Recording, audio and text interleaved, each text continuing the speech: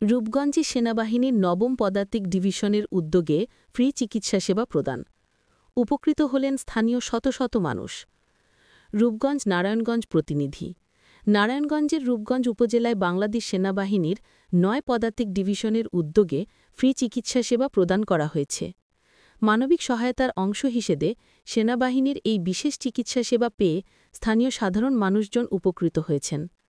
বুধবার ১৫ অক্টোবর উপজেলার আতলাপুর এলাকার গণবাংলা উচ্চ বিদ্যালয় প্রাঙ্গণে এই ফ্রি চিকিৎসা সেবা ক্যাম্প অনুষ্ঠিত হয়। সেনাবাহিনীর এই চিকিৎসা সেবা নিতে কাঞ্চন পৌরসভা ও ভুলাবো ইউনিয়নের আতলাপুর, ভুলাবো, বিরাবো সহ আশেপাশের কয়েকটি গ্রাম থেকে দলে দলে মানুষ ভিড় করেন। সেবা নিতে আসা স্থানীয়রা জানান, সেনাবাহিনীর এমন ফ্রি চিকিৎসা সেবায় তারা খুবই উপকৃত হয়েছেন। সাধারণ মানুষের জন্য সেনাবাহিনীর এই উদ্যোগ অত্যন্ত প্রশংসনীয়।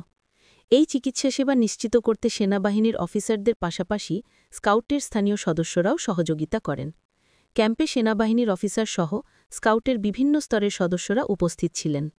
না কোনো টাকা না, বিনামূল্যে এখানে ওষুধও দেওয়া হচ্ছে, চিকিৎসা নেওয়া হচ্ছে, ওরা ভালো সার্ভিস দিচ্ছে। এলাকায় মাইকিং করা হয়েছিল, যার মাধ্যমে আমি জানতে পারি। তাছাড়া আমি স্কুলে জব করি, এই খাতিরে আমি জানতে পারি যে এখানে ডাক্তার আসবে, এই জন্য আর কি ডাক্তার দেখানো। আমরা বিনামূল্যে চিকিৎসা পেলাম। তো সুন্দরভাবে ডাক্তার দেখানো, ওষুধ নেওয়া, এরকম সুবিধা আমি আগে কোথাও পাইনি। সকালে যারা যারা স্কাউটের ছাত্রছাত্রীরা এসেছে সবাই আমরা এই গণবাংলা হাই স্কুলের ছাত্রী, এবং আজকের দিনে এই মানুষগুলো যেভাবে এসেছে তা এর আগের দিন সারা এলাকা জুড়ে তারা মাইকিং করে দিয়েছে যে আজকে বিনামূল্যে সেনাবাহিনী কর্তৃক বিনামূল্যে চিকিৎসা সেবা প্রদান করা হবে।